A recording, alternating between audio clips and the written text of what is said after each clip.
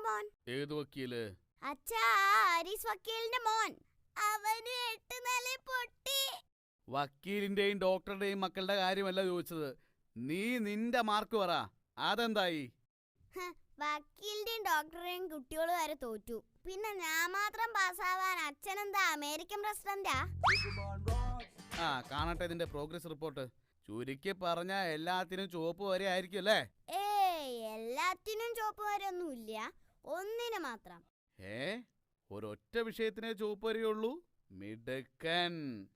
അതല്ല, ഒന്നിന് മാത്രം ചുവപ്പ് വരെ കിട്ടിയില്ല എന്ന് പറയായിരുന്നു. അതേത് വിഷയത്തിനാ? ഇംഗ്ലീഷിനാണോ? അല്ല. പിന്നെ മലയാളം? അല്ലേ അല്ല. ഓ, എന്നാ പിന്നെ ഹിന്ദി ആയിരിക്കും. ഹിന്ദിയുമല്ല. പിന്നെ ഏതിനാടാ? ടോട്ടലിന് മാത്രം ചുവപ്പ് വരെയില്ല. 5 സബ്ജക്റ്റിനും കൂടി 45 മാർക്ക്.